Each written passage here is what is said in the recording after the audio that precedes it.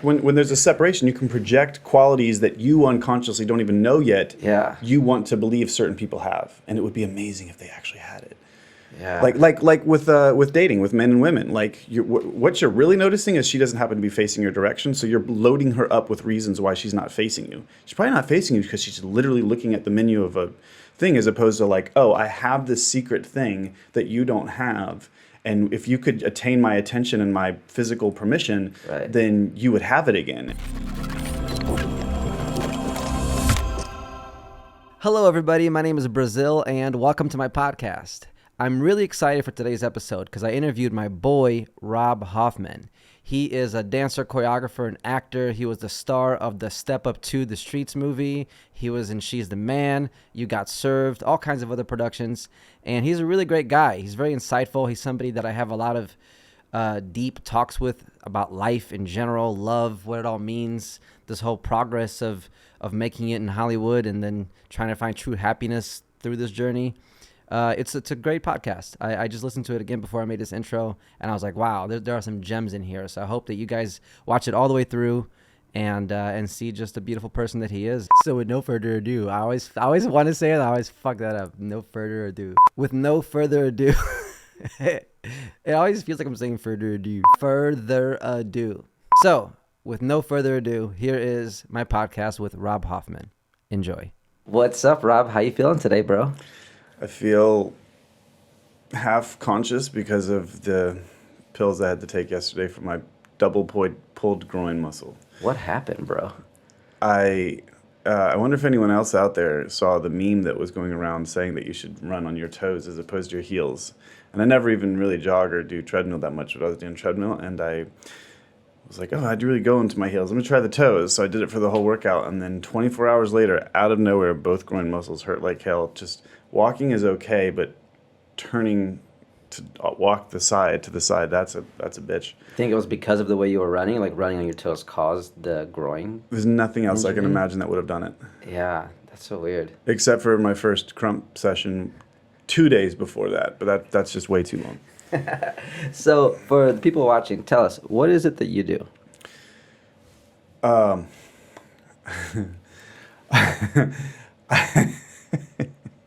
I manifest myself into infinite particles of seemingly separated consciousness under the magical guise of Maya and experience multiple journeys infinitely.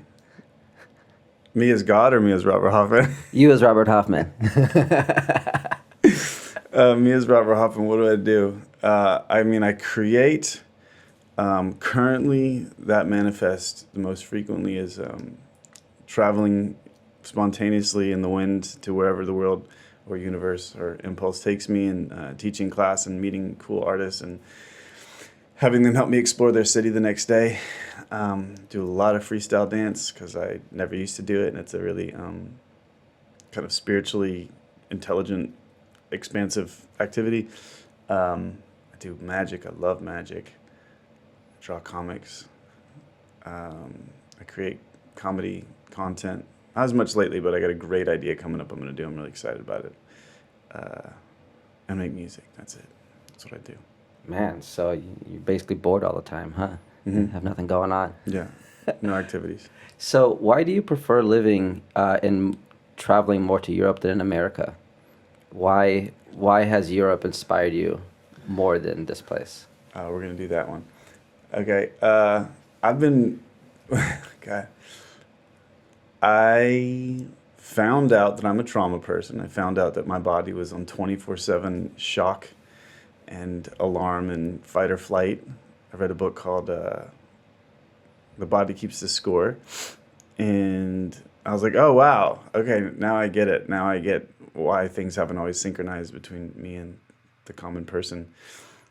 But in my last 2 decades of like rigorous exploration into what is consciousness, what would God be, who am I, what is happiness, what is consciousness, etc. I get really hard on myself, and then started to notice like, oh wait, I think the fabric of this society is not quite as elite as I thought it was. It's not as transparent or honest or impeccable as I thought it was. And I was like, well, before I just start to get The society meaning LA, Hollywood, America? largely the Western, but very heightened in America itself. Okay. So I thought, well, before I get too high horse and thinking I know something and no one else does, and float off into that bad paradigm, I was like, let me get out of here and travel. So I like utilized the dance films I had done and the notoriety from that to be able to just set up tours anywhere. And I was like, well, let me go to the places that I hear are good. What's up with Scandinavia? Why does people say that's the happiest people? Why is everyone that I meet who's from Israel, do I find them to be really lovely? What is up with Switzerland? So I started making these really expansive teaching tours, and as soon as I got off the plane in Copenhagen, I was like immediately, and I'm a very, very, very sensitive person who really reads and understands a lot about human dynamics. And as soon as I got off the flight in Copenhagen, I was like, what the fuck is going on here? Like, would we cuss on this thing or no? Yeah, go ahead. I just felt completely different. I felt relaxed. I felt at home. I had like childlike emotions. I felt safe. I felt endeared and beloved to everyone around me. And I was like, what? What am I already picking up on? Am I projecting this?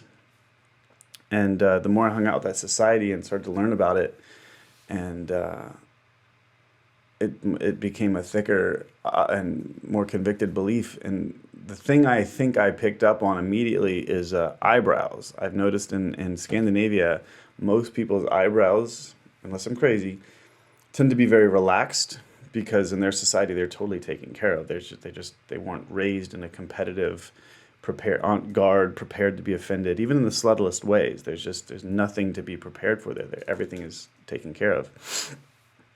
Whereas when you come back to the States, you can just kind of feel this little subtle, kind of determined like tension in people's eyebrows. And I think that's what I was immediately picking up on. So I'm a massive fan of Scandinavia. I hope to kind of let the wind carry me to Oslo and nest there as frequently. A lot of Europe has that same Western affectation, so it's just a lesser degree. And then you got the whole like total twists, like the Indias and the Southeast Asias, which are just a whole nother paradigm of life.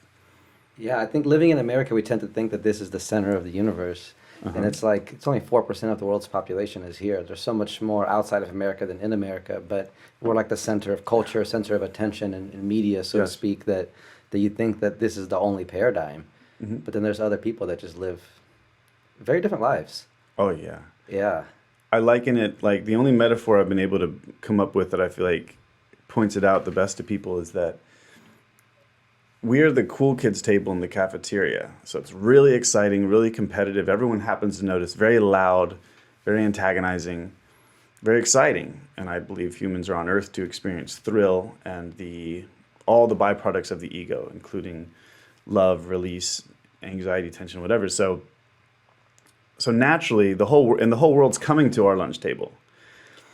But because that's the nature of a human, is to seek maximum thrill and ego and figuring yourself out, and it also is really admirable because all that competition drives really high art and movies and medicine and technology. That competition drives a lot of fantastical stuff here, but until you second guess the whole paradigm, you're going to overlook that there's a table, just one table over in the cafeteria, in which everyone's alarmingly diplomatic and gentle and unsexually confused, and not meaning confused about their sexuality, but sexually shamed, I should say, sexually shamed, and elegant and rich, and they have a wonderful social system and rules that they all play by, and they all support each other, and from the moment they are born, they just innately assume they'll help each other, and that's Scandinavia, but it's just not dramatic or alarming enough for people to notice it, even though everyone there is like ridiculously beautiful. And even though, like, if you could become a citizen, like, you would really never have to fear failure. But that's what I've come to discover, is that that's not a motivating force of the common human experience. The common human experience, the real God, is procreation and thrill. Not love, not honor, not any certain God. It's just procreate and seek maximum thrill of the positive or negative. And I think until people can articulate that to themselves, they're powerless to it. I think once you can see it as clearly as it is, then I think you have all the power in the world over it. Where did you get that philosophy from? The Thrill one, a book called Existential Kink, which really glued all the kind of things that I had been supposing or reading about or studying or deciphering for myself. That one really put it all together when I realized, like, love has no more honor than terror in reality. In reality, we're here for maximum thrill. Still chewing on this one. It makes everything make sense. What is love to you? Love, I would suppose that love is the baseline of total serenity and just curiosity and presence, tinted with a not unpleasant sadness, which is the baseline of humans when they're not layered over with the inevitably confusing belief systems of the ego, which have no ability to fact check. You know, like when you're born, you don't get to fact check everything. You just have to take an input and make that make sense with the rest of the input you have, which is going to give you tons of misaligned beliefs, covering up the pure love. Because pure love is a non-experience, like pure, undelineated, no variance whatsoever. Love is no thing. A thing has to be separate from another thing. So like God in the raw is nothing. It's pure perfection with no delineation, no variance. That's nothing. So if God had an intelligence to it, it would spontaneously create the perfect balance of surprise and content and contrast, which I think is pretty perfectly laid out here, you know? Now that all sounds very poetic. How would you say all that in the simplest way? To you, what is love? Love is what you are underneath the ego. What is the ego? Ego is the pleasurable collection of misaligned beliefs that allow you to have a journey. Meaning, have you ever watched a movie that doesn't have a bad guy in it? No, you haven't. Right. Experience, journey, storytelling, timeline requires an opposite to your goals. Why does everyone want to watch reality TV show? You want bad things. You want it's contrast. Like that conflict and resolution, the opposing viewpoints. If there isn't an authentic bad guy, people are happy to create them out of their friends. It's like we need to make one, right? It's like even sports rivalry or whatever. Like your team is the evil guys and my team are the good guys. It's like certain ways of looking at the world, like always looking for antagonists and protagonists, are just part of the human experience. Until you acknowledge that, then you can transcend it. I am not saying I'm enlightened. I think I'm more lightened, certainly, than I was 10 years ago. But I'm definitely not enlightened, to the best of my knowledge. But I feel like I'm really enjoying that I can choose now the drama of what beat would go great with this song, or how much can I really face off with this spontaneous bubbling need to feel anxious, as opposed to just kind of basic and high-risk conflict with people around me. Do you ever think of life as a movie, so to speak? I know everybody says that, but one of the ways that I do it is that, like, whenever I'm facing a lot of difficulty, I think, well, in this chapter of the movie of my life, it just means that my character is about to level up. Because in any movie, you don't get the payoff until the main character who really wants something then faces a huge challenge. And then they go through hell to go through that challenge and then get the thing that they want. So whenever I'm going through a tough time, I'm like, oh, great, something amazing is right around the corner. Like, if it was really easy, then it's like the payoff is already done. It's only when things are difficult that I know that there's a payoff approaching. You know, and I got that from the philosophy of movies. Did you, because I know obviously you act in movies, did you study, like, storytelling, like, formally? Like, what was your training to be in movies? No, I did not study at all. And I can look back on so many films and be like, geez, like, I was intuitive enough to pull it off and pull it off well and make the acting not horrible, even with certain scripts that were going to be cheesy. I think there's been commentary on certain places that we were able to make it watchable. But no, I like never did the work that really was required to be totally fluid and extra compelling in addition to this story, whether it was well written or not. My training for acting was just the fact that me and my best friend, like, we're obsessed with just making sketches and pranks and videos since we were 12. So I just had an absolute comfort and intuition in front of the camera.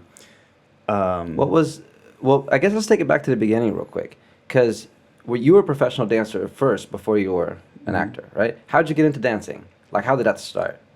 As soon as I saw Michael Jackson, my mind acknowledged like if you taste sweet for the first time, you'd be like, oh, well, that's obviously the funnest thing in the world to eat. Right. As soon as I saw Michael Jackson, I just thought, well, that's the only thing that matters. Like, surely everyone's working towards that. Like, you can't explain the feeling music gets you, and he becomes it with his body in the most alarming, striking, ninja, precision, wild, irreverent, free, absurd, unfiltered way. It's like this manifestation of human excellence. Yeah, it's like, well, that's got to be it. So it just, because you're a kid, you're not going like, okay, am I sure that food is food or is there other food? You're just like, no, food is food and I eat food and I want food. So that's how I was with Michael. So just repeating it all the time, and my mom noticed that, like, whoa, he's really got a knack for that, which I don't summon up to any actually chemistry or talent. I think it's just desire. I think anyone can be talented at anything if they have enough of a focused desire, especially a psychotic desire towards it. Agree. And I think I wanted the permission my mom gave Michael Jackson to be that crazy versus the smothered kind of environment I felt like I was in my family. I think I really wanted that freedom, and I was like, well, that's how you get it. And then she just put me in dance classes, which was weird because in my youth, all there was tap, jazz, and ballet in a place in Alabama. Kindergarten was my first actual class. Oh, you were like basically a baby. Okay. So you were watching Michael Jackson saying, I want to do that, like kindergarten age. And it wasn't even that I want to do that. It was like, well, obviously I should be doing that. Obviously I should be moving like him. Yeah. And then she's like, you should take a class. I was like, okay. It's like you don't think about it consciously, it just flows. My parents, they were both ballet dancers and choreographers, so I grew up around it. Like my mom would be like working on shows and I would be like backstage, hanging out, and to me it just felt natural. Like, of course we create stuff. Yeah. It is what it is. We prepare it and then we do a show and yay, and then next one, and it just felt like the natural rhythm of life. Like, why wouldn't I be creating? Right, exactly. Yeah. Now, did your parents support you? Were they like, yes, keep doing the dance thing? Totally. When you were a kid? Okay. Yeah, my mom was really in support. A really fascinating thing, my mom, I found out recently, she raised us, me and my brother, gender neutral. She was like, Robbie, you don't even realize, like, because we were having some debates about all the hot topics of the day. And I'm definitely someone who goes like, listen, everyone should always be welcome to be whatever variance of life and masculine and feminine or anything in between. And I think that's the important conversation is like, let's not ever box someone in, but to deny that the overwhelmingly different hormones, the overwhelmingly different chromosomes that almost all vagina owners have versus penis owners, like that we shouldn't be pretending like there aren't major categorical expectations. I think the conversation is let's never make someone feel like they shouldn't or couldn't delineate from that. Anyway. Right. So we were talking about that, and she's like, Robbie, I raised you gender neutral. I was like, you did? What? Tell me about this. And she goes, yeah, you're the one that taught me that no, boys and girls are overwhelmingly often going to be very specifically different because you and your brother both grabbed all the G.I. Joes immediately and you used the Barbie dolls as hammers every single time. I was like, okay, fair enough. So you were dancing early on. But she really supported me, I think was what we were asking a second ago. So she was totally supported. I was in all these really weird frou-frou costumes, and my dad was not liking it, but my mom dared him not. She's like, you better not even think about discouraging him from his path, Yeah. So I was really, really, really, really lucky in that way. You're doing jazz, tap, ballet, but in just the fruitiest outfits ever. Yeah, I did ballet for a couple of years when I was a kid. When did you get into hip hop dancing? Well, I mean, I got into it as soon as it was available, which was mostly like sparse visions of it in select music videos. And I would just try to memorize it and eat it up. And then the Fly Girls on In Living Color, I would try to catch that on VHS to be able to watch back. And there's 4 episodes in all of the In Living Colors that had dudes. And I mean, honestly, a lot of just my natural movement is exactly how they move because I just obsessed on that footage so long. But for me, dance isn't nearly as categorical. It has to be spoken about categorically, just like gender. Right. Even though it can be anything. So, Michael wasn't hip hop to me. He was, if anything, he was fury. So for me, dancing is fury, and hip hop complements fury the most. But now crump really complements fury the most. So now crump is my new obsession, and absolute pleasure to be learning. Yeah, well, just like hip hop music, I could play you 10 different hip hop songs that sound nothing alike. I could play a hip hop songs on a hip hop album that just have all piano, don't even have a beat on it, right? Like those songs do exist, but they're on a hip hop album. So it's just like how the genres are just, we're calling it hip hop, but really it's music. I think movement is the same way, right? Like, Yeah. because there's a bit of a style and a lot of styles, so you could blend them. I think there's an unquantifiable essence, though, to everything. Like the original punk rock of the Pink Lincolns and the Dicks and the Ramones, if I know my history correct, versus the really produced and beautiful nature of Linkin Park. Like the originators might like just hate Linkin Park. I don't know. They might be like, what the hell is that? That's not our sound. That's not raw. It's not whatever. But there's an essence in it that's undeniable. There's an essence that still is familiar. Right. So I think it's right to categorize things as long as you speak about it mindful that there's no real legitimacy to the category. It's an essence. It's unexplainable, and you only use it as much as you need to just kind of paint a loose picture of what you're talking about or where you're going or what class you're looking for or how you feel. Right. Like a ballet could be about a bunch of things, but there's an essence to ballet. Yeah. Like you could do a hip hop song about something happy or about something sad, but there's still a hip hop essence to it. There's like the usually intention. a certain feel to the drum patterns. There's usually a certain energy to the movement that, you know what I mean? Yeah. When did dancing become something that you were going to take seriously enough to do professionally?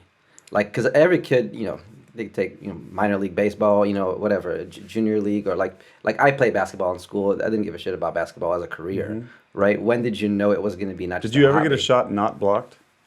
As a matter of fact, I only scored one good shot, and it was against a kid who was bullying me. And there was this one time in PE, and there were like some cute girls that happened to be walking into class, and I just sank a 3 on him, and it was like the best feeling of all time because I don't know basketball at all. Like I'm more of a soccer player, But when I did that, I was just like, I can hang up the game now. Like I got all the satisfaction I'm ever gonna need. He was like visibly bullying me, and then I just sank one on him, and everybody saw it, which just made it like beautiful. It fed my ego so much. I was so happy about that. Good. But when did it go, okay, this is not just a hobby I do in school and then I'm going to get a real job later? When did it become like, no, I'm going to take this seriously? Mm-hmm. That was, it was always just this weird, obscure thing, but I'm like in class with all the hottest girls in my school that are 2 years older than me, and we're all half naked, and I just kept going because I just was going. And then I started to realize I was getting kind of and I was kind of outgrowing my studio, and my mom was like, oh, well, an hour and a half south in Birmingham, Alabama, there's this place called the Alabama School of Fine Arts. You can go dorm there and train all day, but it's classical ballet. Like in high school? Yeah. Okay. Mm-hmm. I didn't want to do classical ballet, but at the time, everyone still would tell you, like, well, if you want to do anything with dance, you got to do classical ballet. Bullshit. Right. But that's all the opportunities I had anyway. And I was like, dude, do I really want to leave all my friends? She was like, just try it for a month and you can leave. So I go down there, and I'm in hog heaven because it's all artists, painters, and math science geeks, and theater kids, and dance kids. So I'm just like, here's my world. And then simultaneously, there's this really well-known dance studio in Birmingham, Alabama, and a girl named Kim Wolf came from L.A. to kind of get out of L.A. and teach regularly there. And she's like she might be the best female dancer ever lived, man. Her fire, her technique, her look, her attack, like she's just insane. So I happened upon really great training. I had elite classical ballet training in the day, jazz at night, and then a small and very hard-headed b-boy crew developed down there called the BMW crew. But I was talking to Kim one night, and she was telling me, like, well, yeah, like I worked as a dancer. I'm like, what do you mean? She's like, in movies and stuff. And I'm like, what do you mean you danced in movies? And she's like, well, like Aladdin. I was like the animation model for the movement in Aladdin, and I paid really good. And that movie Showgirls, I was one of the girls dancing. Like, they hire people, and I was like, oh, like cool dancing? Like not ballet? You can do like cool dancing and get paid in movies in L.A.? What's L.A. and what's Hollywood, And that's when I was like, oh, okay, now I think I know my job now. And from that point on was like psychotic training, like every single day, every afternoon, everything. And I had no resources, I had there wasn't a cell phone, much less an iPhone. I just had VHS and whatever I could find in a music video, but I would obsess on it. Yeah, so about How the old were age you of then? 14. Because you were 14 is when it got, like, I was like, okay. And at that I point, better the I mission better was be to ready. train, right? At that point, it was like, let me just become the train. best I can be. Just train. How often were you taking classes? Well, you had two classical ballet classes a day, and then I think I had 2 times a night or 2 times a week jazz training, which I would have done every night if I could have. One night a week b-boy, and then another night a week tap dance. Yep. And then rehearsals for when ballets were coming up. What was your first dance job? Mercedes-Benz Industrial. Mercedes-Benz opened a plant in Tuscaloosa, Alabama. Okay. And one of Kim's friends from LA knew about it, so she kind of hipped her to it. We all went and auditioned, and I got the job, and that was really cool. And I was dancing with LA dancers, and I was so green, so eager, just probably such a weird guy to be around. And then after the show was over, they had like just all these, because it's Mercedes, they're not sparing any expensive. So all the the business people of Mercedes on the big Mercedes plant lot, and like vats of steak and vats of shrimp and just like as much alcohol as you want. And that was a really fun and very like regal feeling experience. I got paid to dance with LA dancers. I couldn't believe it. That's amazing. And then when did you decide to move to LA? That was always essentially the idea, because through Kim, I had a pretty direct line of how to get there, what to do, and she was even going to introduce me to her agent. Kim, I think, tactically kind of allowed me to keep thinking I wasn't going to be quite good enough, and I got to really keep working. And I think Kim also saw that my social skills weren't that great, and she was trying to keep me humble. But I got to that city thinking I might not get a job for 5 years. Bitch, I got the first job. I was so overtrained. I had endurance that no one could touch. You can't fatigue me. Yeah. Now you can. But I'll pick up any style. I'll add a b-boy trick for you. Like I was a ninja.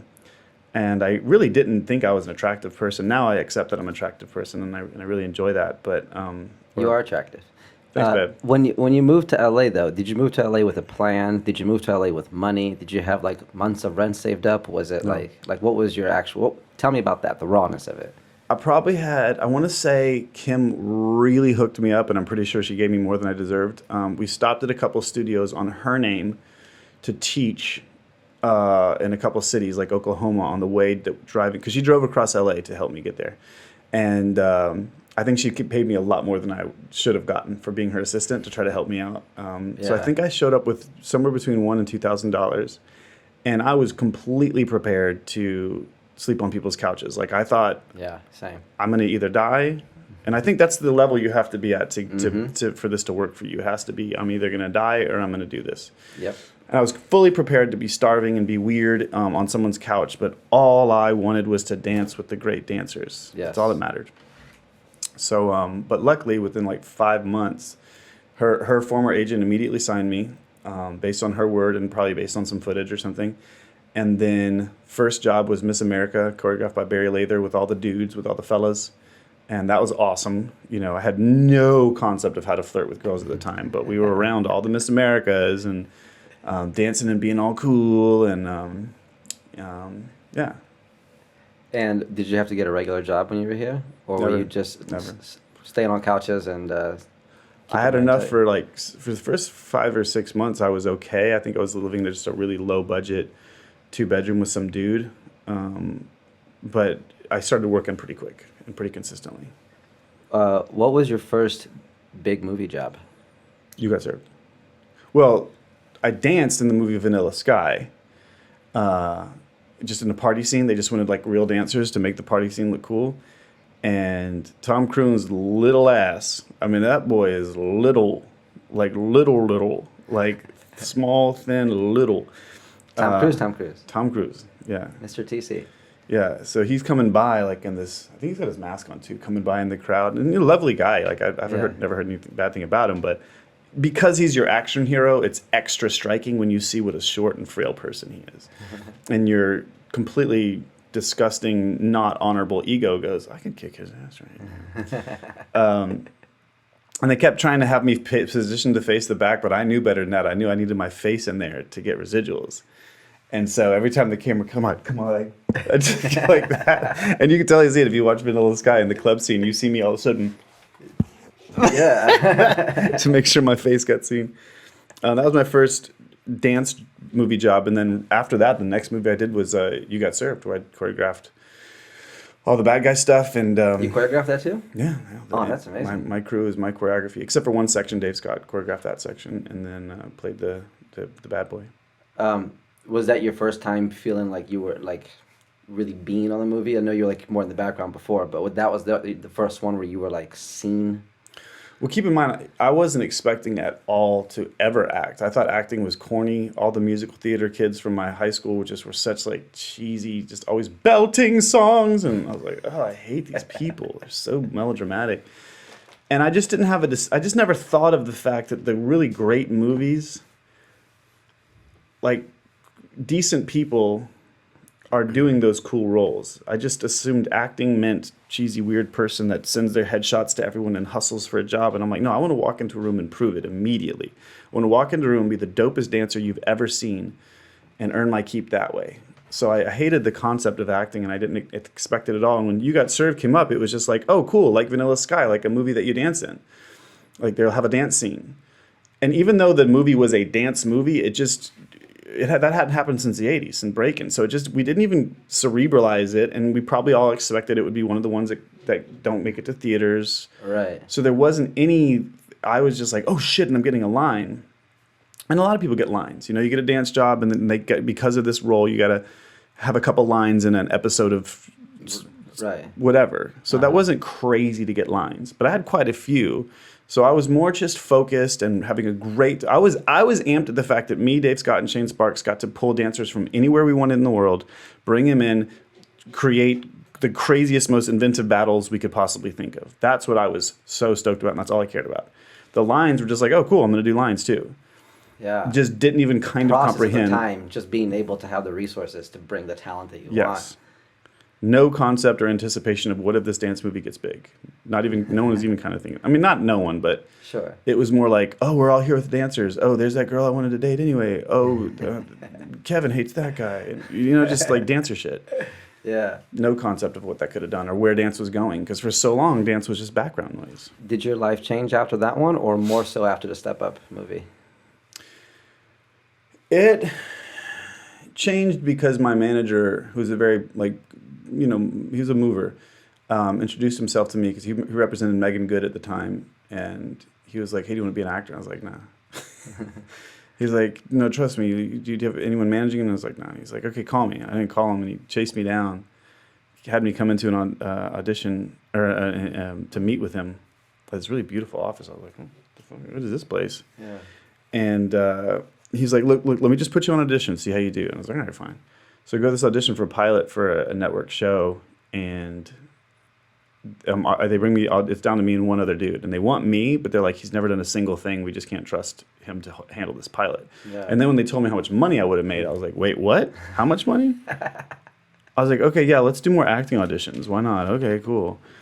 So now I'm in the mix, and I'm very comfortable because I don't care, and I'm really comfortable in front of a camera for my own organic explorations, which I think is the best explorations, even though it took me another 10 years to understand the logistics of how and why to do the work. The work is just figuring out, why would a human being actually say this, as opposed to the melodramatic assumptions you can't help but make your first read that you want to hold on to for lack of not knowing the answer yet. Right. That's what that acting is.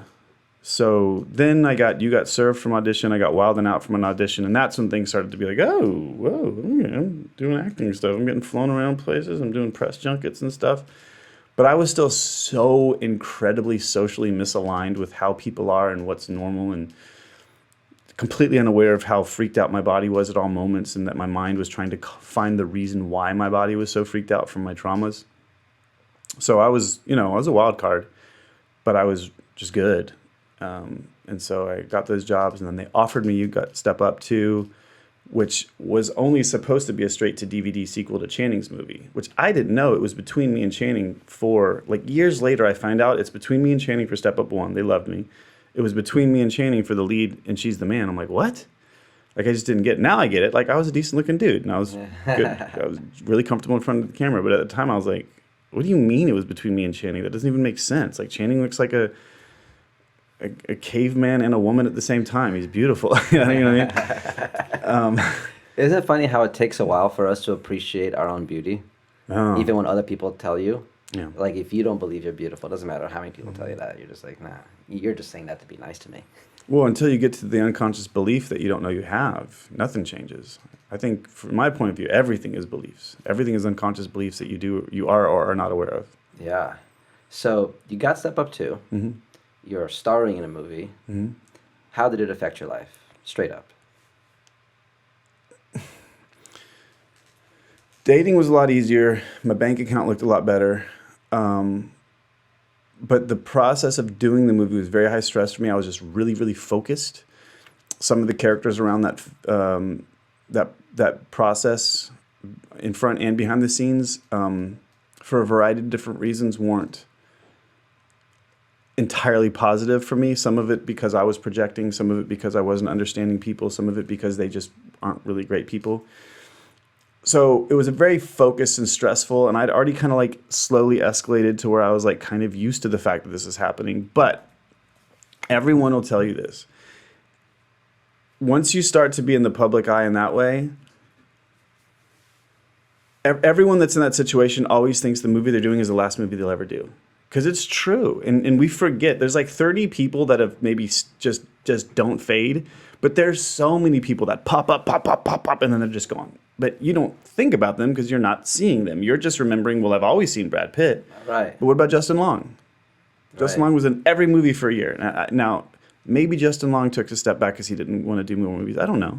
But you don't even think about the fact that where did Justin Long go? He's just gone. So every movie you do, the bigger it gets, the more you're like, well, this is the last time. I can't compete at this level. I'm gonna screw this up, and it'll be over now. So I better, you know what I mean? So it becomes much more focused.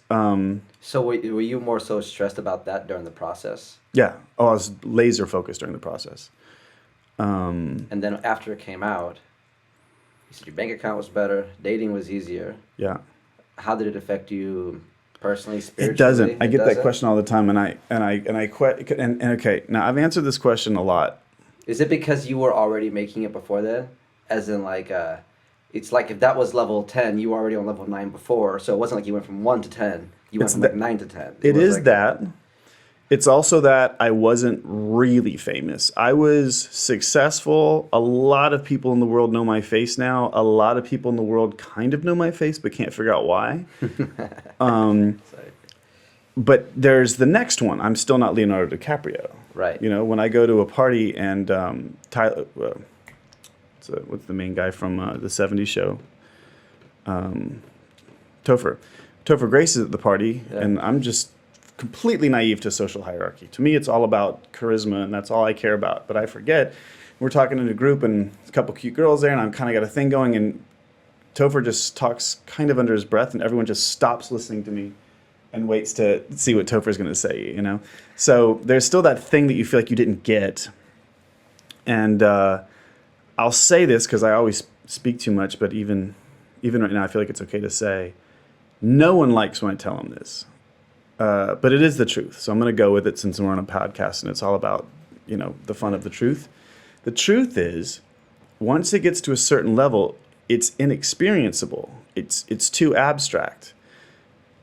You can't experience 6 million people as long as you live. It won't happen.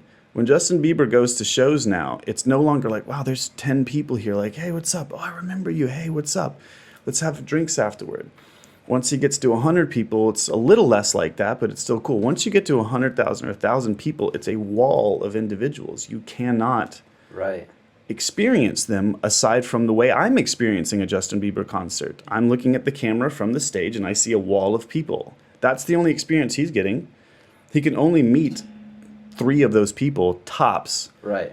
If he skips his family's dinner and skips his sleep, you know what I mean? Right. The difference between 10,000 subscribers on Instagram and 6 million is just your feeling when you see the difference in how many digits are on your smartphone. That's Right. it. It's not like you're individually DMing everybody. You can't DM that many people anyway. And it depends on what your values are in life. Like, Yeah. if you buy if you get $2 billion, like, okay, tomorrow you're on a yacht. I'm on a yacht. I just don't own it. But the experience is the same. Yeah, it's like after a certain point, it doesn't matter. It's almost like if you're swimming in a lake that's 100 feet deep, it's no less scarier than swimming at the deepest part of the ocean because it's like you're not touching the ground anyway. It's way below you. Perfect analogy or metaphor. I Yeah. don't know which one. Yeah. So I already know to just love the fact that largely I can pop up in any country and someone will probably be aware of me. And from there, I can branch off into a bunch of people who are probably going to be really excited to see me. And again, I know this is a bummer, but fuck it, we're doing truth today. Because people want to believe. Like, it's the reason, if anyone's watching this right now, they're either watching it because they really want to know my artistic point of view just to add to theirs, or because they want to believe that I have something supernatural going on. But the truth is, I don't. And the truth is that I don't go to Ralph's and a million people swarm me. Everyone's like, how hard is it to go out in public? And I'm like, I was in a film 10 years ago. Yeah. Like, maybe one person notices in me and they're probably going to go like this. That's it. That's how my day changes. But if you have a weird shorts on or if you're a cute girl, you're going to get the same difference. Yeah. Dave Chappelle said it perfectly, and I was like, okay, thank God someone else said it. You become unfamous to people real quick. You know what I mean? Mm. If you're Brad Pitt, but you go over 3 times in a row to your neighbor's house for dinner, by that third night, you are unfamous to them. You might even be a little irritable or irritating. You know what I mean? Because we're all people. It's almost like for us to hold somebody as famous, we have to hold them as separate. Because all the people that I know that are known for anything, in my mind, I feel like I know the real them more than the famous them. I'm like, the fame thing, that's not, it's almost hard to believe that the fame is real when you know somebody in person, because the status of it is the separation, you know? Yes. It's kind of like when people tell you you're pretty, but you don't believe it, you know? It's like every successful person that I know, I'm like, oh, but that's just such and such. Mm-hmm. Y'all see him as that, but it's like, it's almost like I don't believe the fame, even though they are famous. And you can project, when there's a separation, you can project qualities that you unconsciously don't even know yet. Yeah. You want to believe certain people have. And it would be amazing if they actually had it. Yeah. Like with dating, with men and women. Like, what you're really noticing is she doesn't happen to be facing your direction, so you're loading her up with reasons why she's not facing you. She's probably not facing you because she's literally looking at the menu of a thing, as opposed to like, oh, I have this secret thing that you don't have. And if you could attain my attention and my physical permission, Right. then you would have it again. And then, you know, men of that psychology, they get it and they're like, oh, I'm moving on. Hence the stereotype of guys only want one thing. They move on. It's like we're addicted to the state of wanting. You know, Exactly. it's just like for success. I mean, like I'm technically more successful now than I've ever been, and I feel like I'm just getting started. Because every time I get something, the goalpost just keeps moving and moving and moving. So in my mind, I'm still just a kid with a camera trying to one day be successful. Like Yeah. it doesn't even feel like I've done anything. And then I look at Right. my resume, I'm like, oh, I have done stuff. But in my mind, I'm like, but that stuff doesn't count. You know what I mean? Totally. It's like, because the feeling that we want is that win the lottery feeling. Right. It's like going from level 1 to level 10. Like, holy shit, we did it. But in reality, you go from 1 to 2, 2 to 3, 3 to 4. By the time you get to 10, it's just a one step jump. Right. You know, it's like in golfing. It's like, it's not a hole in one. It's like when the ball's right next to the hole and you just like tap it in. Yeah. That's what it's really like. Yes, When yes, you make yes, it. yes, It's like yes. you were right there Yes. anyway. And I think we want to feel like it's a hole in one. Like we came from the bottom, Right. straight over there. We Right. made it, but it's not. It's just a lot of work of just positioning yourself. Yeah, well said. Yeah. So it reminds me of similar. Somebody said, I can't remember the one I was going to think. I'll think of it in a second. But a similar one was Scooter Braun in an interview said something that I thought was really illuminated what I'm starting to realize is why I am much more interested in my own personal momentum as opposed to other people's momentum and being a part of other people's momentum or a stereotypical or a normal entertainment momentum. He said, success is like this. Success is like anyone can go to this baseball field and you're going to get thrown 100-mile fastballs by this professional baseball player. And all you got to do is hit a home run. And if you hit a home run, you'll win $100 million. And there's a long, long line. Just everyone in the world wants to come take it. And, you know, a lot of people take a couple swings and like, damn, this is impossible. I just can't do it. I can't do it. They give up. They move on. And if you take a lot of swings, everyone behind you is going like, dude, you know, you got this long line of people going, dude, you know. And then if you're the one person that stays up there for however many days or weeks or months with everyone behind you being like, dude, eventually anyone can hit a 100-mile-an-hour fastball from the greatest pitcher on earth. And then you get your $100 million. Do you want it that bad? And I was like, I don't. I don't. I like life, and I'm now supposing that the universe actually is an intelligent thing. And if you can recognize that your ego wants to stay locked in the perception, the completely fallible perception of thrill, which will always end you up in the same place because you only know how to get yourself into the place you've always been in. And the place you've always been in produced a want. You can't get the want from the paradigm of thought that you've always been in because that's how you developed your want, by not having the perspective that gets you those things. So if you let go, not only will just new things be able to happen, but maybe an intelligent universe that's paradoxically also you, but outside of this chosen separate intelligence for the moment, can actually make all kinds of crazy cool stuff happen. So I was like, no, I don't want that success. I want the one where I go, I did it. I played that game. Now I want to relax and just see if this universe will actually dance with me. And so far, it's working great. Yeah, I feel like I can relate to that a lot because in the first stage of my life, it was just about proving that I could do it, right? Like proving that my videos can look professional. What is the science? What is the method to like making it happen? And trying to be very strategic and tied to the outcome, you know? Mm-hmm. And then at a certain point, you know, I was able to make my goals happen, but I felt like I was stressing too much about it. And then now it's like, I'm learning to just be, and things are happening. It's almost like I'm doing less, but making more things happen. You know, like obviously I have projects, I have clients, things that are happening, but I'm not achieving to be happy. I'm happily achieving. Beautiful. You know, that's the goal that I have right now, you know, because it's like, oh, you know, especially when you have friends that are really successful, you know, you have friends that have made a lot of money, or most of my friends do way better stuff than I do, you know? So I see it as normal. I'm like, yeah, of course you can win Grammys and do this and do that, but they still have issues too. So I think I'm learning to let go of the facade that things are going to be better when I'm a multimillionaire or whatever. It's like, yeah, probably will be a multimillionaire eventually, but it's not going to be awesome then. It needs to be awesome now. Because if it's not awesome now, it's not going to be awesome then. Then I'll be really pissed. You know, like this year was my best year career-wise, but I was so stressed because I wasn't used to things going so right consistently. I was like emotionally addicted to being in survival mode.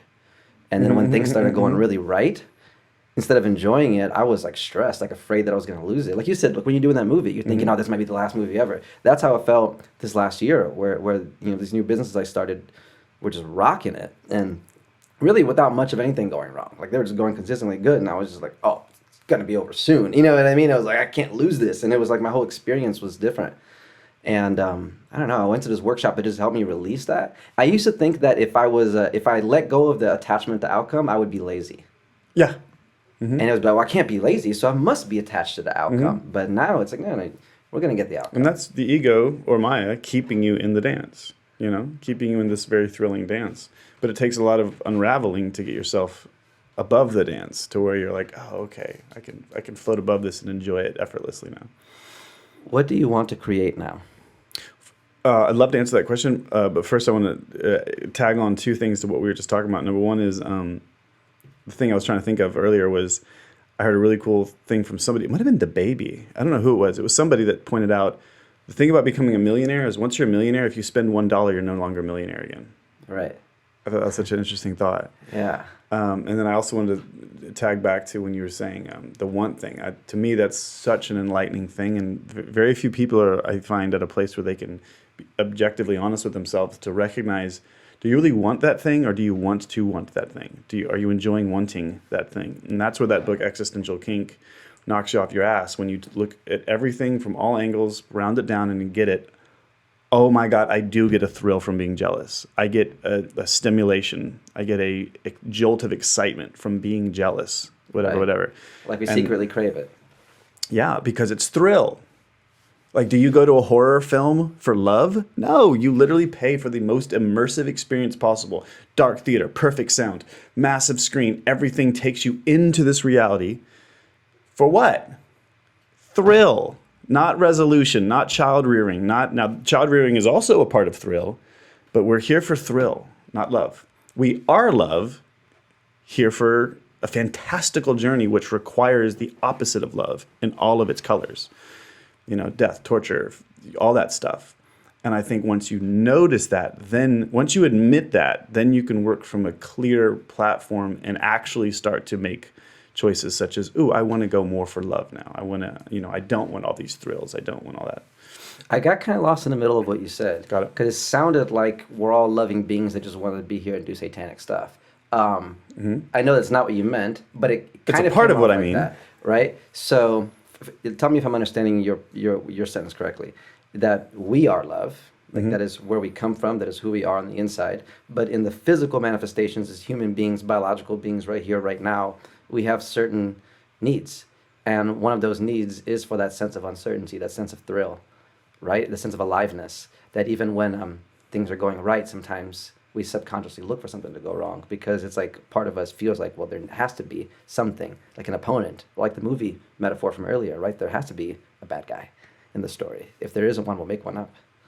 Because, and the only thing to amend to that, to bring it together to where it's a beautiful and holistic thing as opposed to like a scary thing, is that pleasure is not experienceable without pain. So the pain is here so that we can have an experience of pleasure. Do you have to have pain to have pleasure? Okay, so I think I'm going to have to do the Alan Watts overview so that people don't think just I'm like this weird sadistic, crazy asshole that wants bad things for everybody. Without this point of view readjustment, what I'm saying, even though I think I'm saying it perfectly, can not register as a beautiful, holistic thing. Okay, so Alan Watts would suppose, and this is the truth that I've found to be the least deniable, and I think I can do this really quickly.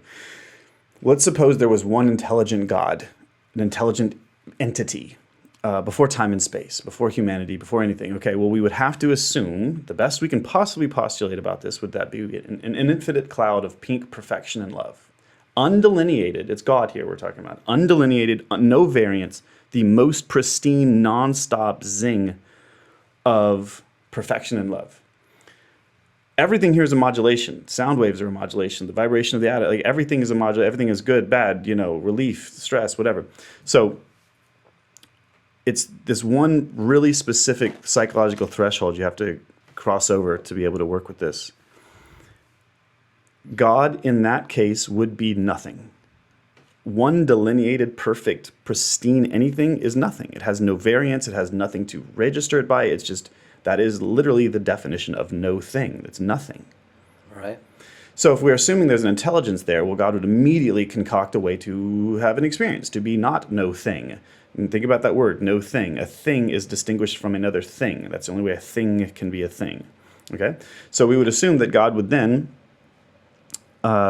somehow create that, and maybe like a Big Bang, where he creates content and contrast all of a sudden. And let's say God goes to sleep every night and has a 70-year dream from a singular perspective so that he's now a thing with other things in which to experience himself, hot, cold, good, bad, the contrast in which he can experience the love. And so God is just nailing it. He's just having all these amazing, perfect adventures. And then after maybe a week, he's like bored. He's like, okay, I did everything. So he's like, well, let me go back and tweak all the buttons. Let me go turn up some thrill, turn up some pain, turn up some love, turn up relief, tweaks everything perfect because he's God. His knobs will be perfect. And he's like, wait, there's one thing missing. Oh, I know I'm God. So I'm not buying it. Let me drop into these dreams and completely forget that I'm God. So from my point of view, and the only point of view that I've ever seen that can't be fuddled with, here we are, you and I, God, everyone else, God. In an infinite, paradoxically infinite amount of perspectives, enjoying the only way to enjoy himself. By forgetting that you're God. By forgetting you're God and being in a place that has the opposite of love, including the worst things you can imagine. And without them, you just wouldn't be able to experience the intensity of the most beautiful hug you've ever had, because the most beautiful hug you ever had after 10,000 years is the worst thing you could possibly imagine. Everything here is contrast. So I haven't found anything that defies those realizations or logic. I would love to. Like, my favorite thing to do is realize when I'm wrong.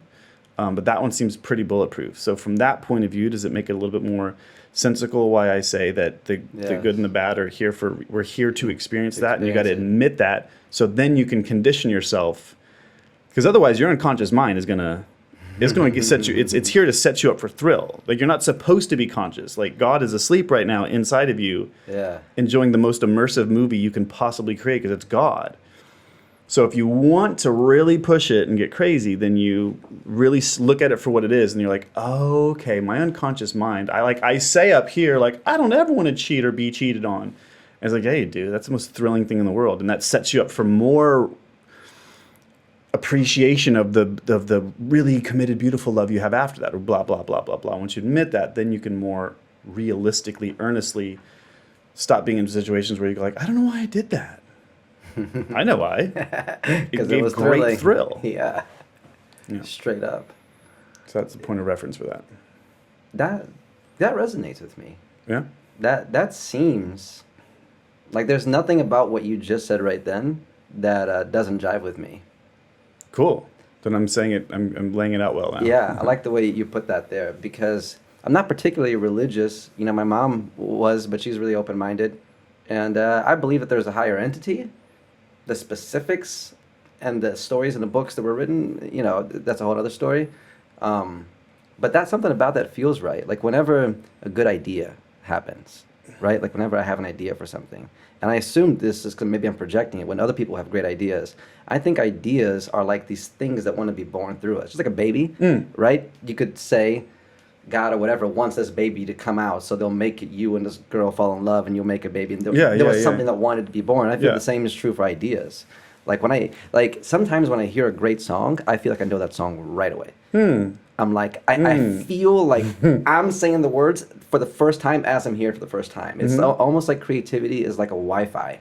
And some people have the password, they may not know it, but they're already kind of pre-logged in, so they get these downloads of ideas that come through as desires.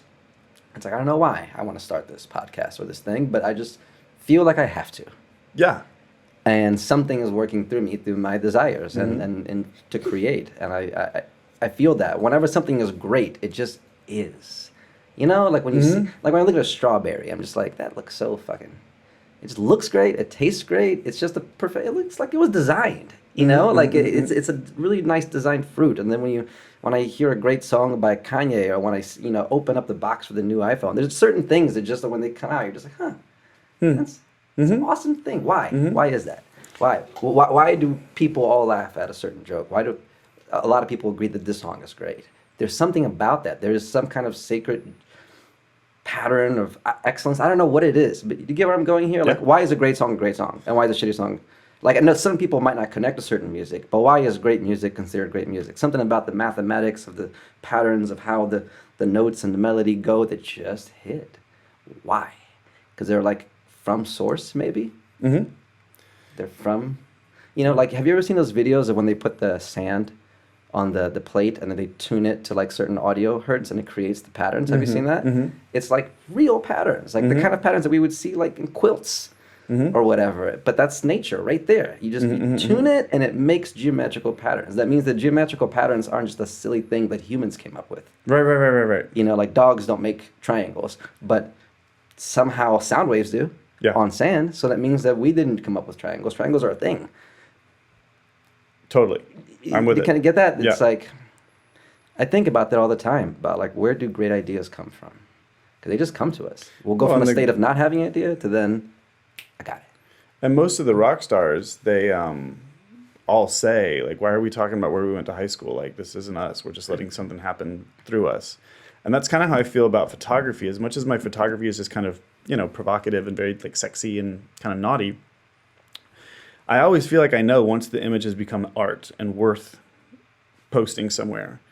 And I think it's because with photography, I have no identity, no outcome dependency on it. No concern, no, you know, embarrassment about, I don't know the lights yet, I'm wasting time on shots that don't matter yet. I'm just totally confident that something's going to come out. Similar to how Tony Robbins, I was like, oh, that's what Tony Robbins thinks when he's like, I don't have a plan. I'm going to go on stage and I know I'm going to find out how to move these people. Yeah. So, I'm totally an advocate of that. I don't think I have that with dance because dance was always a very egocentric venue for me. I think with freestyle, it's starting to become more holistic. But yes, I completely agree. And there's a guy, I forget who it was on Joe Rogan podcast lately. Did you see that one where he was like, you pured it? He's like, when I was on DMT or something, he's like, I realized there's certain things you do and everything about it is just so pure that you pured it. It's like when Tiger Woods swings or something. you have to find that one. It's really cool. I can relate to what you're saying about you identify as a dancer, right? It was part of your identity, maybe. And so the way your ego perceives the process of you performing dance, other than freestyle, right? When you're doing a job or whatever, there's a certain ego attached to it, right? Like with me, when I'm directing videos or whatever, there's a part of me that says, well, no, I am a great video director, so therefore the video must be great. And if it's not great, I'm going to lose points in my identity.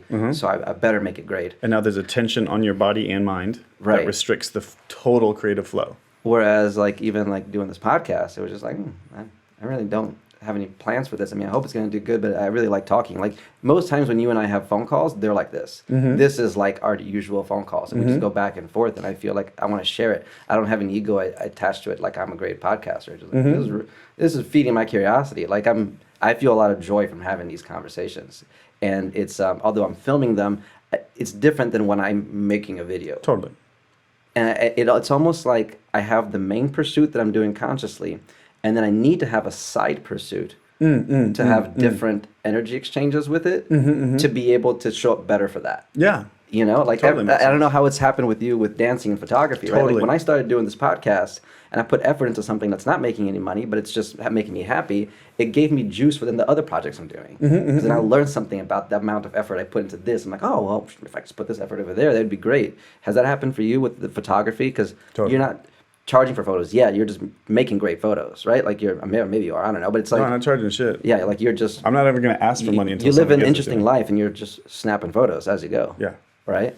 Yeah. How has that affected your dancing, having a side pursuit? It's totally deepened my confidence about flow and creativity, spontaneity, puring something, drawing it from the source, muse, universe, Christ, whatever you call it.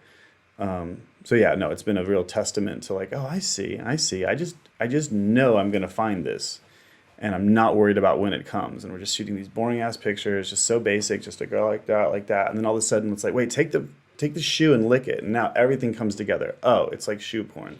She's like lusting over her shoe. Now all this beauty, this standard beauty stuff all of a sudden makes sense because it's thrown off by this like touch of perversion on her shoe. But it's elegant. It looks, you know what I mean? So yeah, I let it happen. And it's interesting. Tie-Dyes was telling me in my show, so I have a show coming out called Dancers Driving to the Studio, where I literally just drive with the greatest dancers around town. We go to a studio, have no plans, get there and figure out what we want to do. Sometimes we dance, sometimes we talk more, sometimes we make up stupid dances. Spend a whole day with Tie-Dyes and Fiction and all these other people and just mind blown at how different it is that people arrived at their greatness. But one of the things that Tie-Dyes was telling me about his approach to freestyle and his way to not get in his head and stifled, he's like, I just know it's going to come. I'm just patient. I know it's coming and I just let it go. And then once I got good at photography, I was like, there it is. There's all the connections. Same thing with improv comedy. You can't be pushing it. Just follow the rules. Who, what, where, yes, and add information. And you won't know when the comedy comes. People just start laughing and you'll go like, okay. There has to be a sense of surrender. Yeah, and it can't be that ego control, because the ego control is ego. Ego wants to say, I know the rules. These are the right rules, and I'm going to do it, because if I don't do it, then I'm going to die. And it's like, no, you get used to dying. Be ready for that. That's coming. You don't got no control. Admit it. And let the process happen and postulate that maybe life is a TV show that you can actually just sit back and watch with a fully immersive, self-motivated physical interaction as well.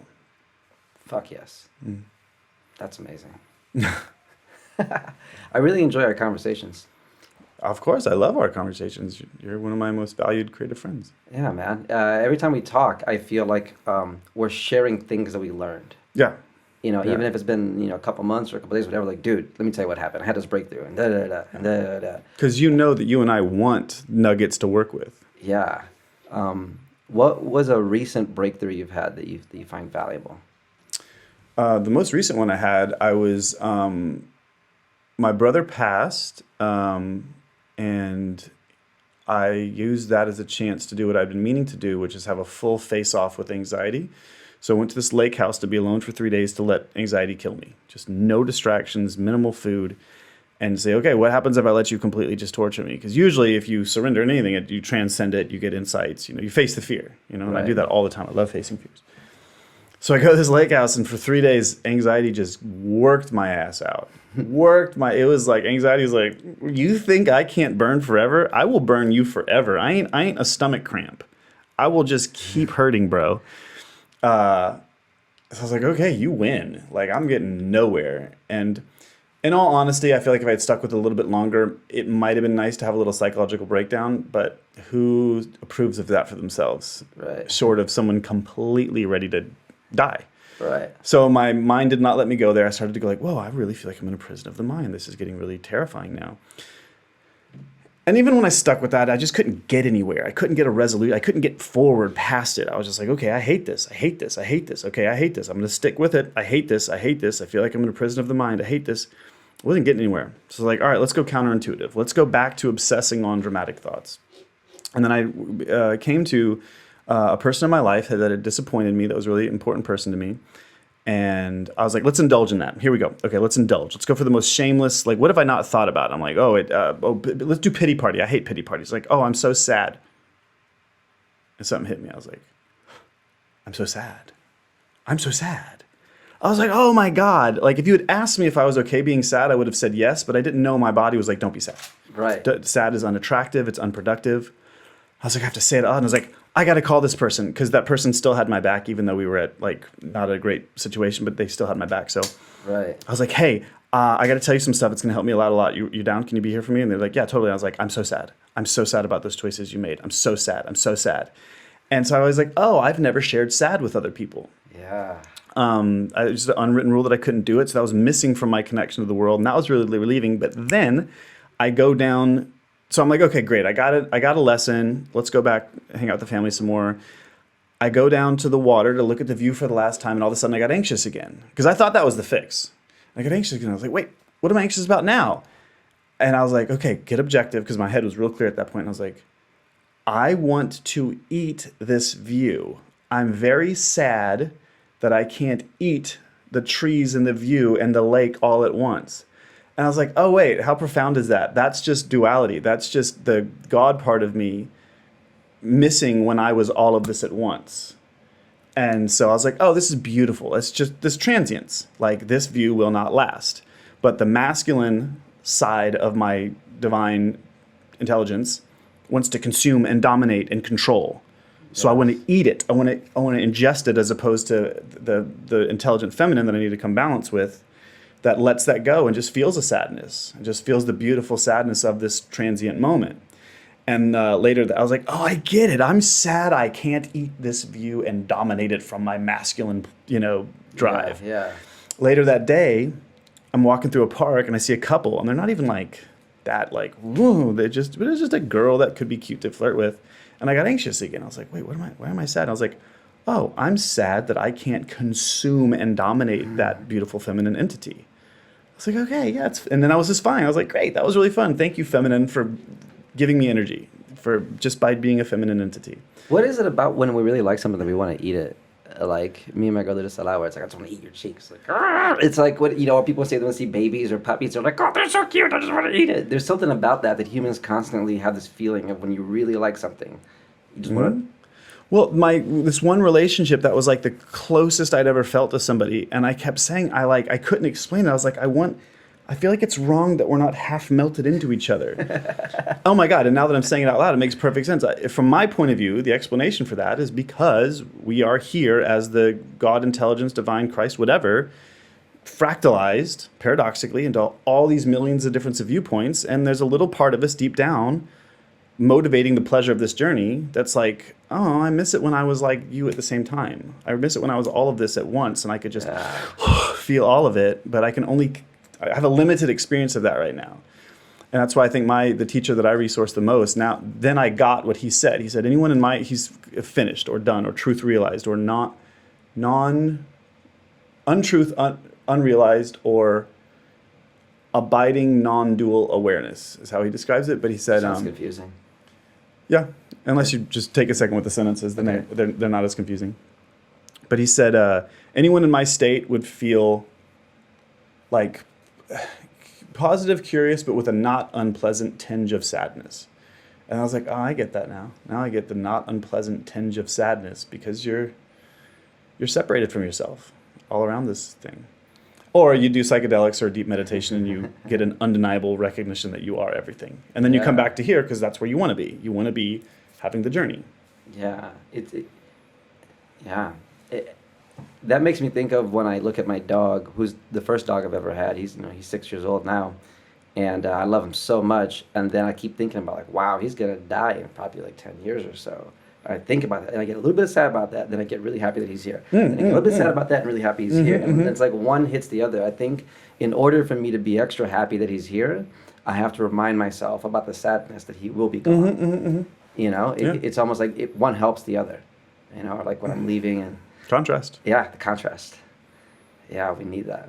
It's a hard thing to dissect, but I don't see any way around it except my really like shockingly gorgeous, he's like my brother-in-law is around my same age, but he's this big jack, just naturally beautiful dude, and he's a mathematician. And then I'm this, I now realize, not bad looking guy who's like blonde and just kind of more like lean dancer guy. We're such a funny little pair. Anyway, I love conversations with him, think he's such a cool guy. But I kind of explained to him my point of view on all this, and he goes, Rob, there's no objective reason for you to assume that love can't be experienced without pain. I was like, okay, on paper, that's absolutely right. I don't see where to go with that other than to just kind of exist in the powerlessness of ego. So I prefer where I'm operating from. But what's the point? I think I was just saying oh yeah, it's hard to stomach, but I don't see any other way around it. In order to enjoy a hug from your child, it has to be an ever-present potential that child will burn to death.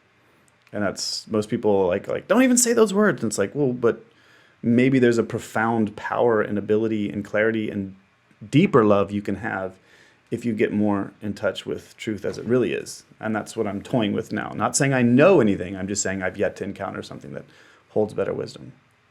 Yeah. That hits. Cool. I'm glad I'm articulating it well. Then. Yeah, you're articulating it very well. Okay, good. So to wrap things up, because I feel like you and I should probably do many podcasts because I love our conversations. Yeah, I think we could do this for 10 hours. Pretty easy. How would you like to be remembered? Oh, that one I don't pretend. This dream pops. Think about it now in the context of the, normal life. How would you like to be remembered? Let's say, how would I like to be remembered for the rest of my life? Because I'm immediately going to go to the point where I think everything here blinks out of existence once I'm gone. Okay, sure. Okay, sure. All right, freak. The world's favorite badass who had so many delightfully shocking and thought-provoking gifts to give the world that he didn't have enough time to give them all. I love that. That seems about right, actually. That's a pretty accurate description of how I feel about you. Good, thanks. I don't think the world. I think my YouTube people see that, but so many people that just know me from Step Up are like, "Well, that was good, but what is this weird stuff you're doing?" I go get those comments sometimes on Instagram, like, "Bro, what happened to you? You're a weirdo." I'm like, "No, I was a weirdo. They hired me because I was a weirdo. What do you mean, shut up?" Yeah, and I guess I usually end with this question, but you kind of already answered it. But let's see if you can whittle it down to a smaller phrase. But from your perspective, what is the meaning of life? Isness. That's it. Isness requires positive, negative, adventure, unpredictability, death, evolution, technology. It's just isness. God is ising. He's ising all over your face. That's fantastic. We could end there. Cool. Man, thank you so much for joining me, man. This was a really fun conversation. Cheers. I hope we get to do more. I know you'll be overseas, but dude, this was fucking. We'll do it remote or something. Yeah. Or maybe I'll be back. Maybe our other business ventures will pop off and I'll be back. Who knows? Hopefully. Love you, bro. I love our conversations. Love you to I'm death. grateful for our friendship. Love you to death. We're gonna hug after the camera's shut off, just so you guys know. Hey. All right, thanks everybody. Oh yeah, whoa. Look, they can never keep me down, I'm going. And if I ever fail, just know I'll go again. I never quit, cause I know that every loss may lead to another win. I'm going on. Who the best in this thing? Tell them, yeah, that's me. Tell them who bring the fire, say, yeah, that's me. Who make it flip, make it